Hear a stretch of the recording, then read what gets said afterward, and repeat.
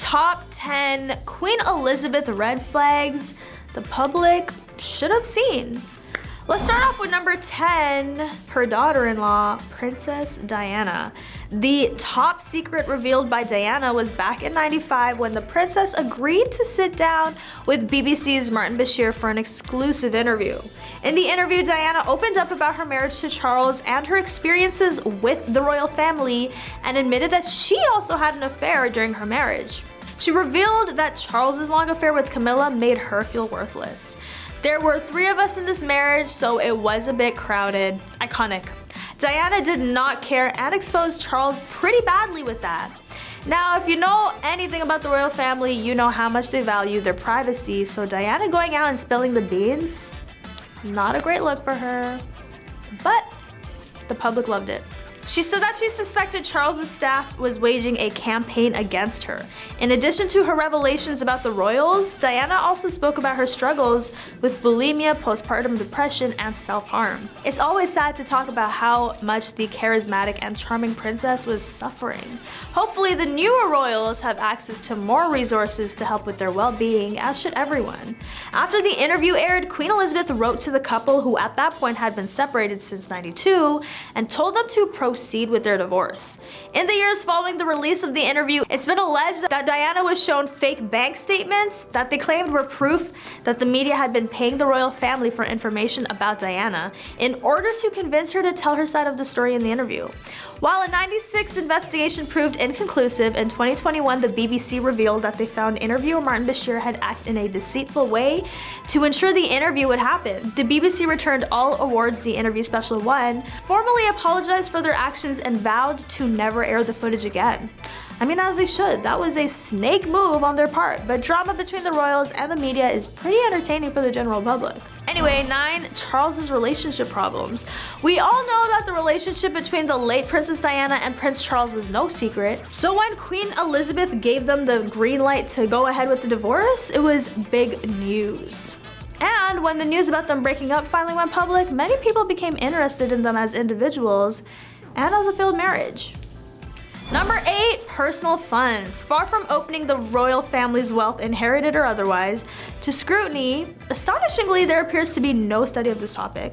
The Queen successfully lobbied the government to change a draft law in order to conceal her embarrassing private wealth from the public. The Queen was also given a personal exemption from having her private estate searched for stolen or looted artifacts, and her household remained exempt from laws that can ban race and sex discrimination. Although it is speculated that her personal wealth amounts to hundreds of millions of pounds, the exact amount is still unknown. The wealth is not all simply historical. It is instructive that the British monarchy gives itself the business name The Firm. Despite all the patriotic songs, it has offshore investments that don't pay taxes like many other global corporations do. Additionally, Charles's mother's inheritance will not be subject to inheritance tax. The most crucial aspect of understanding the British monarchy and the Queen, who recently sat on its throne, is the politics of enormous wealth. Percy Shelley, a poet, once said that the monarchy and the royal family serve as only the string that ties the robber's bundle. Their ultimate purpose is to emphasize the rich and powerful's right to make decisions. The Queen was one of the largest private landowners in the nation, continuing the earliest forms of feudalism. For the British monarchy, which sprinkles generous doses of charity in the populace while sitting comfortably at the interface of old wealth. Number 7, Princess Anne. The princess's first husband had another child outside their marriage. Again, a big no-no in the royals. From November 1973 to April 1992, Queen Elizabeth's daughter, Princess Anne, was married to Mark Phillips. The couple had 2 children together, Peter Phillips and Zara Tindall. However, it turns out that Mark has a second child outside of his marriage with Anne. He's said to be the father of a daughter named Felicity, who now lives in New Zealand, but reportedly grew up on the 700-acre estate with Zara and Peter. In the 1990s, Heather Tonkin, her mother, attempted to have Mark claim paternity. My ambition is to get Mark's public acceptance of her and to be able to enter his name on her birth certificate, she stated in a newspaper interview. He declined, but he was simultaneously paying her £6,000 per year for 5 years. Number 6, Prince Philip. After the husband of Queen Elizabeth passed away, his legacy is marred by decades of off-the-cuff, problematic, and racially charged remarks. The British monarchy's longest-serving consort has said things that are offensive on multiple occasions. The Duke, who wed the Queen in 1947, retired from public life in May 2017 at the age of 95, but his remarks that were racist, sexist, or degrading had been dismissed as gaffes for more than 40 years prior. When Philip went to China in 1986, he called Beijing ghastly. Additionally, he told British students, "You'll have slitty eyes if you stay here for too long." Philip made an offensive observation about Cantonese cuisine in the same year while giving a speech at a meeting of the World Wildlife Fund. He stated, "The Cantonese will eat it if it has 4 legs and is not a chair, if it has wings and is not an airplane, or if it swims and is not a submarine." Oh, Philip. He stated the following to a student who was traveling through Papua New Guinea in 1988, "So how did you avoid being eaten?" In 1994, he inquired of residents of the Cayman Islands as to whether the majority of them were descended from pirates, and in 2002, he posed the following question to a native leader in Queensland: "Do you still strike each other with spears?" No words, literally no words. Yeah, one of the biggest red flags of Queen Elizabeth is literally marrying someone as problematic as Prince Philip, but let's not even get into how problematic Queen Elizabeth is because I will definitely be destroyed from her supporters. On to number 5, King George V denied his cousin asylum. The story of Tsar Nicholas II and how he and his family passed away is well known to many. You might not be aware that the Queen's grandfather, King George V, is a cousin of Tsar Nicholas and that the two were said to be very close. Nicholas applied for asylum in Britain for himself and his family, but the king turned him down because he was concerned about the rising political tensions in his own country. Sadly, the Tsar, his family, and his wife all went missing. I wonder what happened to them. Number 4, hiding family members. While most of the royal family is on display like an art exhibit gone rogue, there have been moments throughout history where they try to hide away the regal members they don't deem adequate for the public eye. Red flag. Prince John was the youngest son of King George V, the Queen's grandfather. When he passed away at only 13 years old, we didn't hear anything about him again. The young boy reportedly had epilepsy, and the royal family used a familiar tactic to cope: hiding the child from public view. Royal biographer Christopher Wilson had documented that some family trees entirely leave out Prince John's name. If they feel they have somebody that isn't up to snuff, they want to write them out of the history books, which happened in Prince John's case. Wilson said, however, this wasn't the first time the royals had hidden away family for the sake of a public image. Nerissa and Catherine Bowes-Leon were first cousins of Queen Elizabeth. They were each born with mental impairments and were hidden away at the Royal Earlswood Institution for Mental Defectives at ages 22 and 15. Their family also reported the girls passed in 1961 to hide their existence from the public even further. Catherine and Queen Elizabeth were born in the same year, but because the family had little to no understanding of navigating mental impairments, they lived incredibly separate lives. Nerissa lived another 25 years after being initially labeled deceased, and Catherine only passed away in 2014. It's crazy to think about the people who are supposed to love you most abandoning you just for reputation. Number 3, affairs. Now this one, unfortunately, royal family cannot hide that well because these scandalous affairs were the talk of the town. The late Princess Diana and King Charles had a pretty rocky relationship, as we all know, and it was never hard to see the lack of chemistry and affection in the couple. Princess Diana was torn after finding about the long affair King Charles was having with Camilla, who is now Queen Consort, by the way. The extramarital affairs didn't even stop there. Diana confessed that she was also seeing other men during their rocky marriage, and since Charles had already admitted it to Diana that he was not in love with her, it seems the princess was gonna get love one way or another. The beloved future King Prince William has also been subject of speculation. Rose Hanbury, a friend of the family for a long time, was one of the alleged partners. According to reports, this took place while Kate was expecting Prince Louis, the couple's third child. Yikes. Rose, Kate's best friend, reportedly attempted to steal her man during all of this. It is common knowledge that Kate and Rose had a terrible argument, and an insider asserted they used to be close, but that is no longer the case. After the incident, Rose was removed from his social circle by Kate, and William made an effort to settle the situation between the two women. However, when British socialite and food critic Giles Corrin posted the following tweet, "Yes, it's a love affair. Although I have not read the piece, I am aware of the affair. Darling, everyone is aware of the affair." tweet was taken down as soon as it was posted because Corin has a history of causing trouble. Even though a number of royal experts have also denied the allegations over the years, the general public continues to be curious, especially considering that similar rumors first surfaced a few years prior. In 2017, it was reported that William had a romantic dance with two women in Switzerland. He was dancing so wildly that I did a double take when I first saw him and thought it must be a lookalike, said one club goer, but everyone soon found out they were having a party with Prince William. What are your thoughts? Do you think Will is not the loyal type? Let me know in the comments. Number 2, Camilla. According to King Charles's biographer who spoke with Newsweek's Royal Report podcast, Queen Elizabeth hated Camilla and only agreed to give her blessing for the royal to be known as Queen Consort because of an unspoken deal behind the scenes regarding Prince Andrew. The King, written by Christopher Anderson, is a new biography, and according to royal commentator Kristen Meinzer and Newsweek's chief royal correspondent Jack Royston, the life of Charles III, one of the new monarch's primary responsibilities, is to sell Britain on Camilla, his second wife after Princess Diana.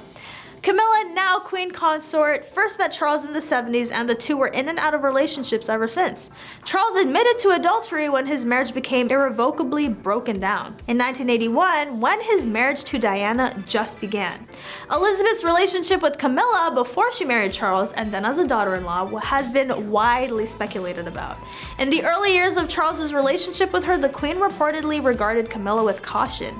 That grew to a total distance following Diana's passing, but the Queen began warming up to her toward the later years of her life. Sources say it took 8 years for Charles to finally convince everyone to accept Camilla as his wife, and to convince the Queen to allow him to marry Camilla.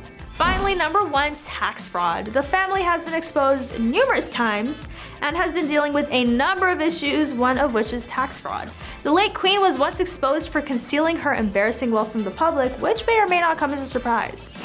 It was alleged that Queen Elizabeth's private attorney pressed ministers to modify proposed legislation to prevent the public from learning about her shareholdings.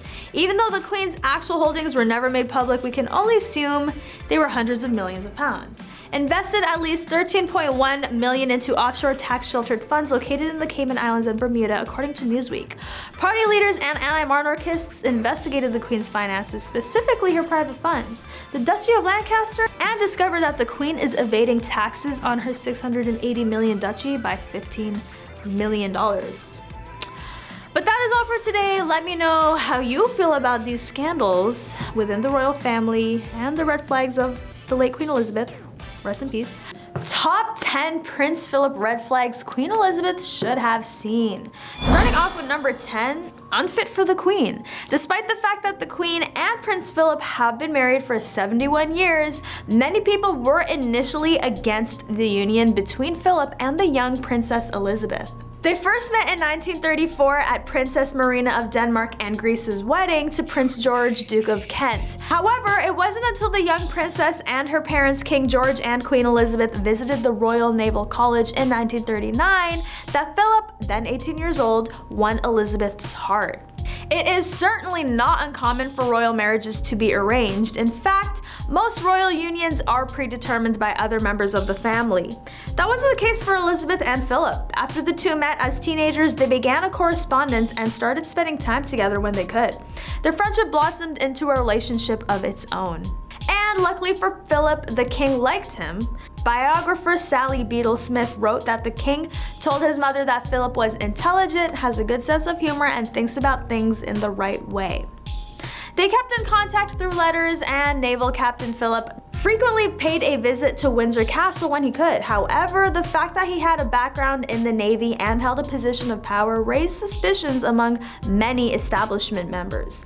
When the Greek prince married Elizabeth, he was considered a dangerous lefty.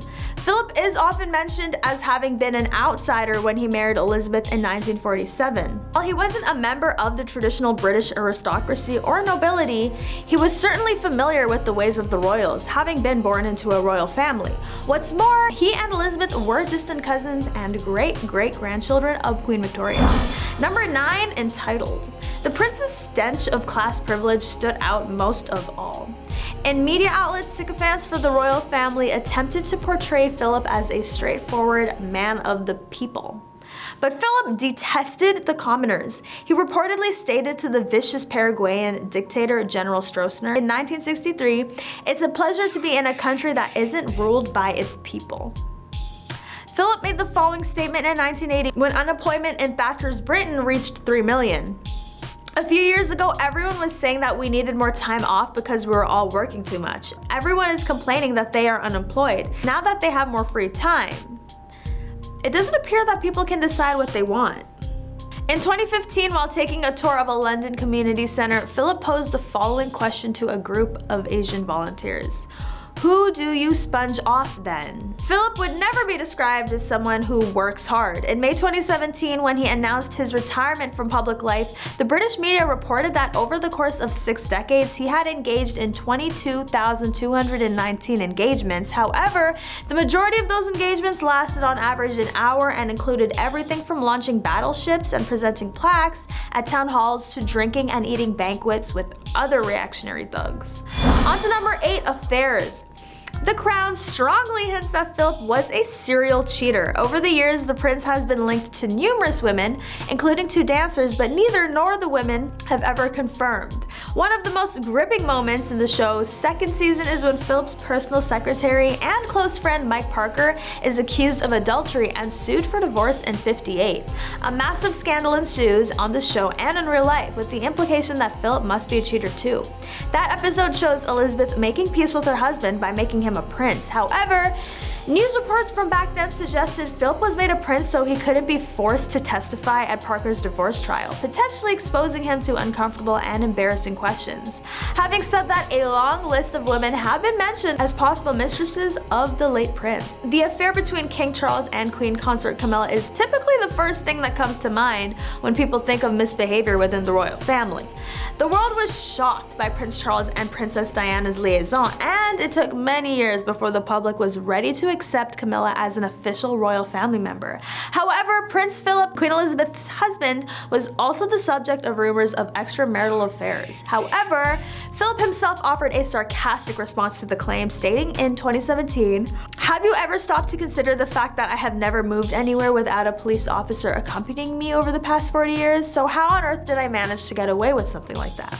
Although the majority dismissed these rumors as merely gossip from the tabloids, there have been some truly scandalous claims over the years. In 1948, the couple gave birth to their first child, Prince Charles. 1948 was also the year that Prince Philip is rumored to have had an affair with Pat Kirkwood. After that, while Elizabeth was at home, 8 months pregnant with Charles, Philip and Pat dined together in public in London before dancing until dawn at a nightclub. They allegedly met 6 more times and wrote to each other via letter. These letters will not be made public until an official biographer for the late Duke of Edinburgh is chosen after he passed away. Her career was ruined by rumors that Pat was the prince's mistress. Pat was left on her own to defend herself because, in accordance with protocol, the royal palace refused to issue a statement in response to the rumors. In 1950, the Queen and Prince Philip's 2nd child was born, Princess Anne. In 1956, Prince Philip embarked on a world tour aboard the Britannia, a royal yacht, leaving the Queen and 2 young children behind in England. On to number 7, racism. The Duke, who wed the Queen in 1947, retired from public life in May 2017 at the age of 95. But his remarks that were racist, sexist, or degrading had been dismissed as gaffes from more than 40 years prior. When Philip went to China in 1986, he called Beijing ghastly. Additionally, he told British students, "You'll all have slitty eyes if you stay here for a long time." Philip made an offensive observation about Cantonese cuisine in the same year while giving a speech at a meeting of the World Wildlife Fund. He stated, "The Cantonese will eat it if it has 4 legs and is not a chair, if it has wings and is not an airplane, or if it swims and is not a submarine." He stated the following to a student who was traveling through Papua New Guinea in 1988. "So how did you avoid being eaten?" In 1994, he inquired of residents of the Cayman Islands as to whether the majority of them were descended from pirates, and in 2002, he posed the following question to an Aboriginal leader in Queensland. "Do you still strike each other with spears?" The unhinged prince just never realized that sometimes it's better to keep your mouth shut. But that is also most likely because he knew he could get away with literally anything he would want to say. Number 6, the prince's duties. He spent 350 hours per year, or less than 7 hours per week, over 64 years, dedicating his time to public service. Philip received a yearly stipend of £360,000 for his efforts. Given that everything he did, from traveling to top restaurants to international travel, was paid for by someone else, this was essentially pocket money. The thinking and attitudes that dominated the British ruling class during Philip's childhood were only reflected in his racism, sexism, and hatred on the lower orders. They were born into fascism, and his gaffes provide some insight into their social environment. On to number 5, public disapproval. Prince Philip's unlikability and overbearing demeanor only grew stronger during his 69 years as royal consort, which he did at great public expense to lead a life of waste and self-indulgence. In British high society, which includes the royal enclosure at Ascot races, the royal box at Wimbledon, debutante coming out parties, country hunts, London clubs, the Oxford and Cambridge boat race, the Henley Royal Regatta, charity balls, and numerous polo matches, statements that were viewed as outrageous by many were the norm. The rest of us are just the unwashed masses to this man. Despite Prince Philip's uncanny ability to offend, he was never removed from public life or confined to a Buckingham Palace wing where he would never be seen again, which speaks volumes about the arrogance of the British monarchy. Philip also notoriously lost patience while carrying out royal responsibilities, telling a photographer in 2015 during a photo session to commemorate the 75th anniversary of the Battle of Britain to just take the effing picture. On to number 4, ignorant. He was regarded as a countryman and a servant by his followers, and represented white male privilege to others. He once told a boy who was 13 that he was too fat to be an astronaut. He stated British women are incapable of cooking. When he went to China in 1986, he told a British student, "You will return home with slitty eyes if you stay much longer here." He declared when he met Nigeria's president, who was dressed in traditional garb, "You appear to be ready for bed. How many people have you knocked over on that thing this morning?" He once asked a man on a mobility scooter who was physically impaired. On to number 3, advised not to marry Philip. Biographer Anne Wilson has claimed that the young Elizabeth was told on a number of occasions that Philip was entirely the wrong person to choose because he was too funny and made gaffes, according to the Telegraph. Speaking at the Cheltenham Literary Festival in 2016, he said, "When she made it quite clear from the age of about 14 that she was in love with Prince Philip, who was a German prince with blonde hair, all the courtiers said he was entirely the wrong person to choose." He continued, "They said it for lots of reasons, but the fact is he was wrong. The Queen is a very reserved, diligent person. He isn't. He was a naval officer who was also apparently quite funny." The biographer told his audience that Philip's first comment to the Queen after her coronation was, "Where did you get that hat?" Number 2, tolerating each other. When Philip and Elizabeth married in 1947, neither of them expected she would be crowned queen anytime soon. Her father, King George VI, was in his early 50s. Philip, named Duke of Edinburgh, intended to continue his career in the Navy, but the king passed away 5 years into their marriage, and Elizabeth became queen at the early age of 25. Philip was forced to quit his naval career. The Crown portrays his resentment. In 1992, he told an interviewer, "I'd much rather have stayed in the Navy, frankly." He later called his resignation naturally disappointing. By many accounts, there was real tension in the marriage. For their 50th wedding anniversary, Philip gave a rare speech about his marriage. He said that what has made their relationship work is the fact that they're tolerant of each other. I think the main lesson that we have learned is that tolerance is the one essential ingredient of a happy marriage. It may not be quite so important when things are going well, but it is absolutely vital when the going gets difficult. You can take it from me that the Queen has the quality of tolerance in abundance. And on to number 1, struggling to fit in. Irving pointed to Philip's 1956 tour of Commonwealth countries as evidence of his need for breathing room. He explained, "It is understandable that as a hot-blooded young buck, as soon as he entered into the orbit of the horrible royal court and all the flunkies telling him what to do, it did not suit him. The fact that he lost his stack and spent 6 months on the boat is not surprising. He wanted to escape the dreadful atmosphere of the court where he felt constrained. But Philip was able to make the job his own over time. He founded awards for design and industry, established an interfaith dialogue, and served as the first president of the World Wildlife Fund, UK, in addition to accompanying the Queen on her travels abroad and supporting hundreds of organizations." He later stated that supporting his wife in her role as monarch was his primary responsibility. Philip was eager to embrace television when he joined the British royal family at the same time that it was growing in popularity. He was the first member of the royal family to give an interview on television in 1961, promoting the advantages of technical skills and training. It is said that he was involved in the decision to broadcast the Queen's coronation on TV in 1953. That is all for today. Let me know your thoughts on the prince's very problematic past in the comments. And don't forget to like and subscribe for more juicy royal updates. And I'll catch you next time on The Rich Life.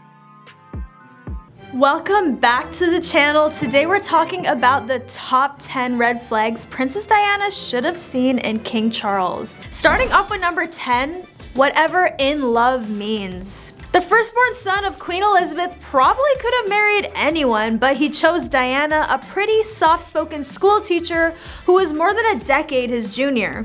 They had met before, but when his beloved uncle Lord Mountbatten passed away, their romance took off quickly right after that. Charles saw Diana in a new light all of a sudden as she offered Charles comfort. But that brand new light might not have been love.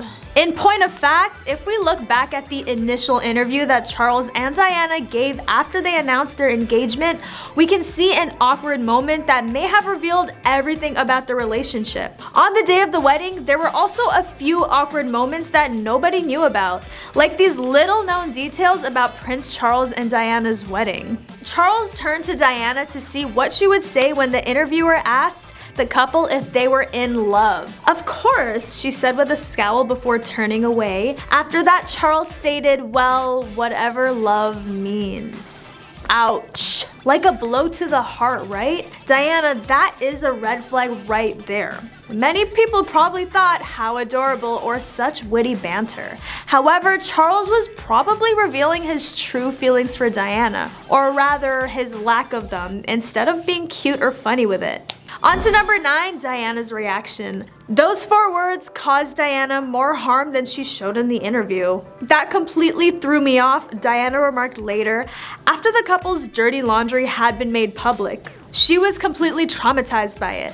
Diana's lack of understanding of the issue may have exacerbated the situation. She just knew that her soon-to-be husband's comments seemed odd. Diana had trouble processing the fact that Charles had made a bracelet for Camilla, the woman he had always loved, and to whom he is now married. Even though Diana faced a challenge, this was not the worst day of her life. Naturally, Diana eventually realized and accepted that Charles did not love her in the same way he loved Camilla. When Diana and Charles split up in '92 and divorced in '96, the rest of the world eventually did the same. The royal gossip continued after the divorce, and some secrets about Princess Diana were only revealed after the tragic passing of the People's Princess. Number 8, a business transaction.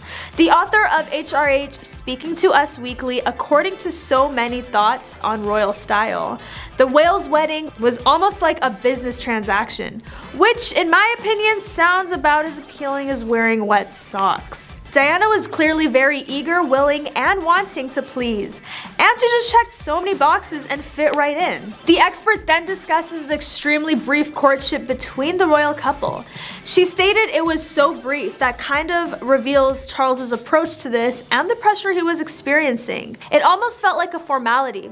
That doesn't really sound any better. It's very easy to find all the red flags in retrospect, considering the 19-year-old Diana was making this huge life decision without a stable family behind her and much guidance. Homestead of Diana, instead of marrying for love, it seems more like they were trying to fulfill a duty. Number 7, messy proposal. Diana is proposed to by Prince Charles, the royal attendant at Windsor Castle. She affirms it is said that the couple had only gone out a few times at that point.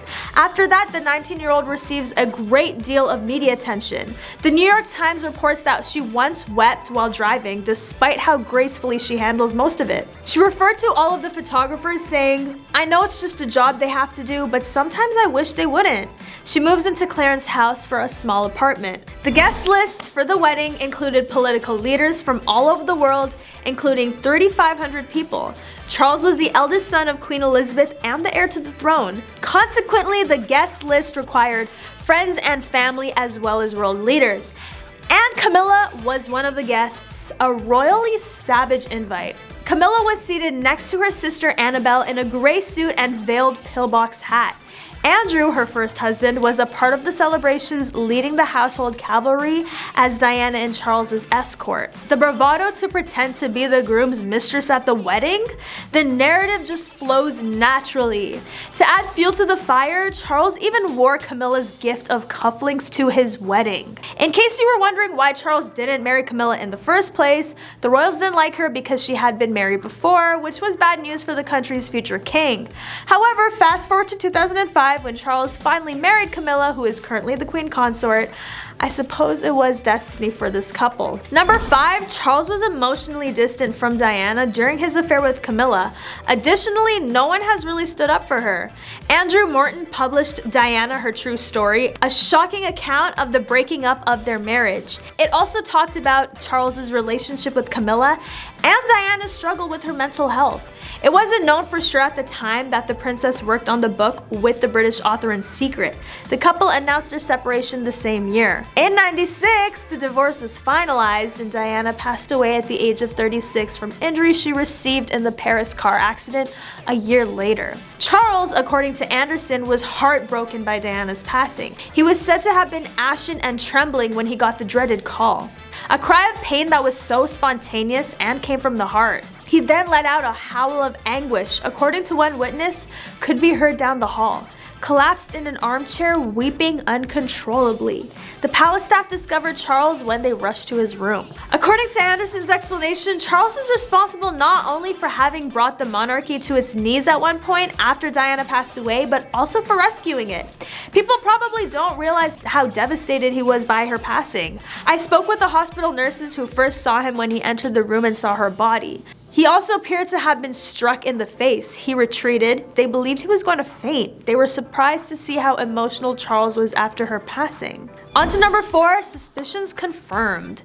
Diana was right to be concerned about Charles's affair. In point of fact, some of the people who denied her assertions were the very people who were attempting to conceal the relationship from her. Diana was convinced that the Princess of Wales was going insane because these people were really gaslighting her to such an extent. Even Shakespeare couldn't write this kind of tragedy.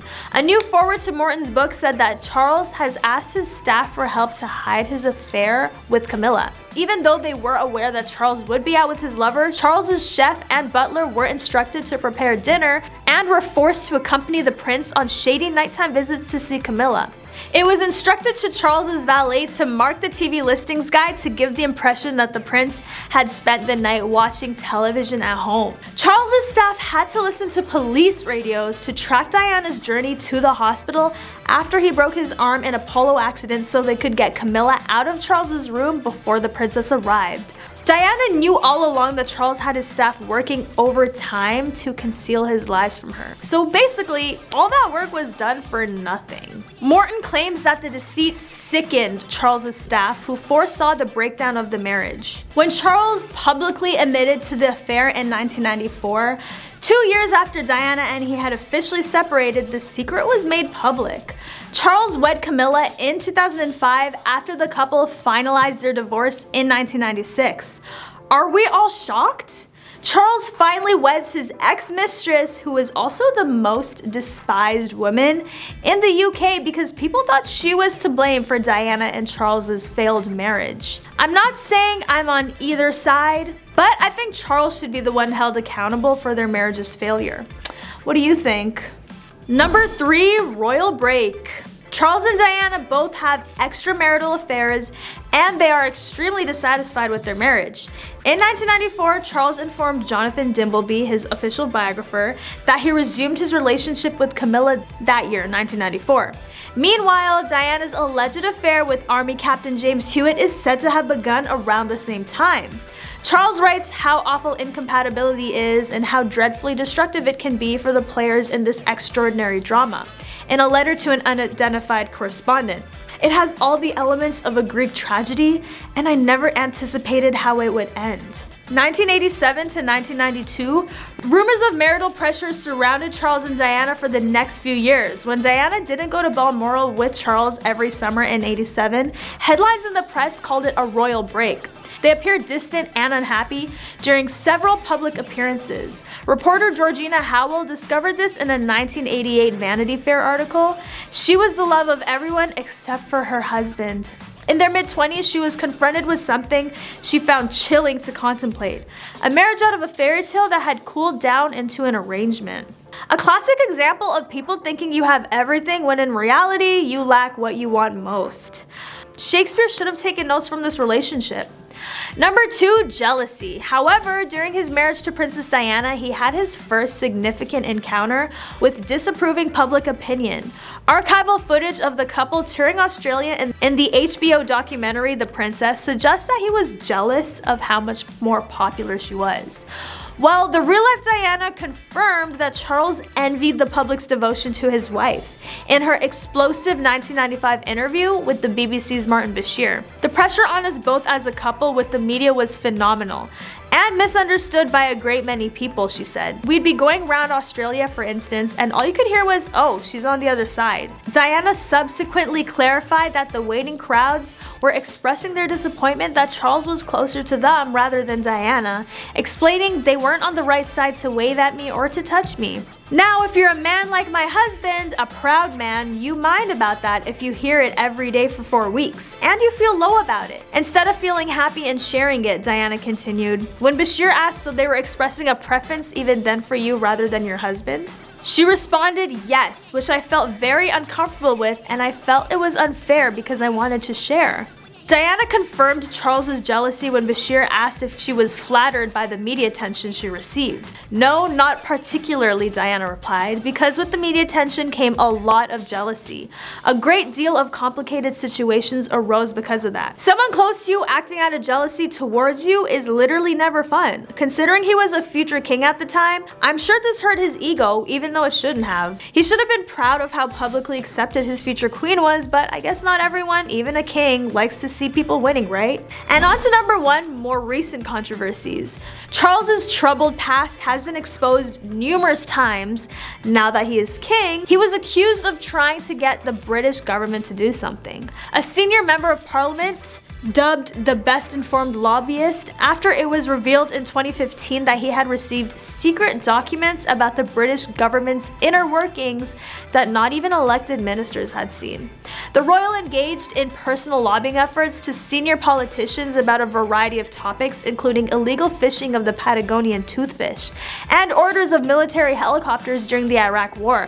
According to 27 memos that were provided to The Guardian and dubbed the Black Spider memos due to Charles's scrawl, Clearance House stated at the time that it is typical for heirs to the throne to be briefed on political topics. However, critics argued that members of the royal family should avoid politics. King Charles's political activism raises the question of whether he will be a political outspoken monarch. According to University of Chicago historian James Vaughn, who spoke to Politico, the question mark would be, would he try to use his role in the unwritten constitution to influence the British government's policies and thinking more than his mother? Charles will be scrutinized more closely now that he is king. And that is all for today's top 10. Do not forget to like, comment, and subscribe. And please share your thoughts down below. I want to know what you thought were the biggest red flags that Diana should have noticed off the bat. I'll catch you next time on The Rich Life. Top 10 King Charles red flags Camilla should have seen. Starting off with number 10, the royal affair.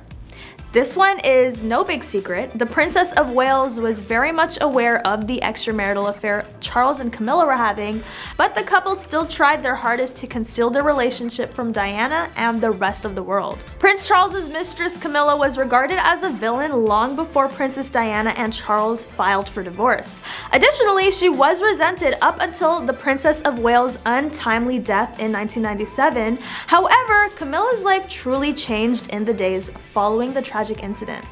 The Duchess of Cornwall was not specifically held accountable for Princess Diana's misfortune, but after Diana's passing in the Paris car accident, they did, however, discover a newfound hatred for her greatest foe. Because of the hatred, Camilla had to hide for months as the situation escalated. If Camilla had never gotten herself in this mess with Charles, being one of the most hated royals would have never been something she'd have to worry about. On to number 9, the palace staff. Even Prince Charles's cleaning staff once kept his affair with Camilla a secret from Diana, or at the very least, They tried to. The Prince of Wales' affair with the Duchess of Cornwall, which occurred while Charles was married to Princess Diana, is well known to royal family followers. It is safe to assume that some members of the royal family are dissatisfied with the fact that their affair is getting screen time on Netflix's The Crown Season 4, making it by far one of the biggest royal relationship scandals. In a well-known interview with News of the World in 1995, the prince's valet, Kevin Stronach, shared shocking details about Charles's affair. He was even fired because of his breach of confidentiality. Stronach claimed at the time that he scrubbed grass stains from Charles's PJs after the prince would sneak out of bed in the middle of the night to meet with Camilla. According to what he told the newspaper, Prince Charles made love to Camilla Parker in the bushes of his Highgrove mansion, while Princess Diana slept inside. He was reckless and took a significant risk, but he doesn't see the lady in any way. A source claimed there was mud and muck everywhere following Charles's midnight romps. It was obvious they'd been working outside. Charles even made sure his staff made his bed look like he had slept there by ruffling it up. It was very elaborate, but no one was fooled by it. The valet claimed he'd become ill as a result of the strain of keeping Charles's secrets. He stated to the newspaper at the time, "We've all been told not to speak to anyone about anything throughout his time with Charles. I became extremely ill as a result of the strain of keeping his secrets." Even though Prince Charles had admitted to the affair and married Duchess Camilla, it's clear the firm still doesn't like to talk about this royal stuff. On to number 8, backlash. Charles's troubled past has been exposed numerous times now that he is king. He was accused of trying to get the British government to do something a little suspicious. A senior member of parliament dubbed Charles Britain's best informed lobbyist after it was revealed in 2015 that he had received secret documents about the British government's inner workings that not even elected ministers had seen. The royal engaged in personal lobbying efforts to senior politicians about a variety of topics, including illegal fishing of the Patagonian toothfish and orders of military helicopters during the Iraq War, according to 27 memos that were provided to The Guardian and dubbed the Black Spider memos due to Charles's scroll. Clarence House stated at the time that it is typical for heirs to the throne to be briefed on political topics. However, critics argue that members of the royal family should avoid politics. King Charles's political activism raises the question of whether he'll be a political outspoken monarch. According to University of Chicago historian James Vaughn, who spoke to Politico, the question mark would be, would he try to use his role in the unwritten constitution to influence the British government's policies and thinking more than his mother probably ever wanted? Charles will be scrutinized more closely now that he is king. However, in a 2013 Time profile of the royal, he made a comment that could be aimed at anyone who doubts that he is worthy of his position or up to it. He told the magazine that you end up discovering there was value in them if you throw away too many things. Number 7, the royal family versus Camilla. Even though Charles and Camilla's relationship was very serious, Camilla was viewed negatively by the royals, but Diana was received with open arms. Camilla was not wanted by the royal family as its princess. For one thing, she was thought to be an experienced woman, which made her a no-go for the royal family when it came to finding Prince Charles a wife. In addition, she was not thought to be sufficiently aristocratic to be a princess. On the other hand, the royal family adored Diana. Diana was thought to be a good match for Charles by the Queen. She was very much a hit with the royal family. They really warmed to her. Diana did a great job of modeling what she thought it would be like to be a princess and worked extremely hard to gain respect. Naturally, these viewpoints spread throughout the community, further complicating the already difficult situation. Now, it's no secret or surprise that Diana's 2 sons never truly accepted Camilla once Charles brought her into the family, and although William might be less vocal about his opinion on her, especially as the future king, Prince Harry never held back his feelings about the Queen Consort. Harry stated that Camilla was slowly but eventually embraced by the Queen and the royal family as King Charles's person. Camilla was long portrayed as the notorious 3rd member of Princess Diana and then Prince Charles's marriage. However, she faces criticism once more, resembling the evil stepmother from fairy tales. In Memoir Spare, Prince Harry says that she was trying to get rid of her other woman reputation and be seen as a legitimate royal wife by bargaining with the British tabloid media at his expense. That tea is hot. Harry explained that after marrying Prince Charles in 2005, Camilla sought a revamp and was dubbed the villain by the British press. Because of the connections she was making within the British press, that made her dangerous, he stated. Additionally, there was an unmistakable willingness on both sides to exchange info. Given that she was on her way to becoming queen consort and that she came from a family that was structured in a hierarchical manner, there were bound to be people or bodies discarded in the open. He went on to say, "I see someone who married into this institution and has done everything in her power to improve her own image and reputation for her own sake. I understand why. Although Spare may show otherwise, Prince Harry has so far included Camilla in the fractured, self-serving family she married into rather than casting her as a glaring villain in the soap opera saga." On to number 6, the unwelcome mistress. The British public's acceptance of Camilla as Charles's lover was put on hold after Diana's passing. And even though it seemed illogical, Diana's passing made Camilla a supervillain in the royal saga. She was compelled to go into hiding for months after her party was postponed. OK Magazine reported that royal correspondent Judy Wade stated shortly after Diana's passing, "The prince must keep a safe distance from Camilla." She continued, "He'll be toast if Camilla is seen anywhere near his home in the next 6 months. He needs to keep his distance from her." But fast forward to now, Camilla has successfully relaunched herself over time as one of the firm's hardest working royals. In a significant vote of confidence, the queen decided that Camilla would become queen consort. This was a result that was far from certain, and it would have seemed impossible in the days of Diana's explosive interviews and the tapes of tampons. In contrast to Prince Harry and Meghan, Camilla is frequently praised for her lifetime of quietness, which is a virtue in the royal ecosystem, but odd elsewhere. Camilla was not seen in public for 8 months following the tragedy due to Diana's passing and the subsequent backlash. And then for a family wedding, she returned for the first time. On to number 5, revealing the big secret. Charles and Camilla probably would have married much earlier if Diana had survived and gotten married as expected. Instead, for a number of years, they kept their relationship under wraps and out of the public eye. In 2004, the Prince of Wales tied the knot with his longtime partner, and she chose not to style her name as Princess of Wales, Diana's former title, even though she technically could have done so out of respect for her. Number 4, confrontation. Princess Diana felt that she had to give her husband's mistress a piece of her mind. After being advised by friends to ignore suspicions of an affair between her husband and Camilla, Prince Charles and Diana appeared to have been aware of what they were getting themselves into when they approached Camilla about the affair. When Diana asked Camilla to spend some time alone, Camilla and Prince Charles were chatting with another friend downstairs. The recording claims that Diana recalled Charles hurriedly running upstairs to inquire about her plans. Diana told Camilla boldly, "I'd just like you to know that I know exactly what is going on," despite the Princess of Wales claiming that she was terrified of Camilla. By claiming that she had no idea what Diana was talking about, Camilla attempted to refute the allegation. Diana recalled Camilla saying that she had all the men in the world and everything she could ever want. Diana replied to Camilla, "I want my husband," when she was asked what else she could want. These little-known details about Prince Charles and Princess Diana's wedding should not be missed. Strangely, Diana offered Camilla an apology for getting in the way of her and Charles, but she was still furious. She told Camilla, "I do know what is going on, please don't treat me like an idiot." On to number 3, unfit for the King of England. Charles and Camilla first met in the early 1970s. The prince fell in love right away after they were introduced by friends. Penny Juror, a royal biographer, wrote in The Duchess was not in any way overawed by him, not fawning or sycophantic. According to Camilla, even though they shared a strong bond, she accepted the proposal from her on and off boyfriend Andrew after the prince was set off with the Royal Navy in 1973. Even if things had turned out well for the two of them, the palace didn't think Camilla would make a good fit for the king.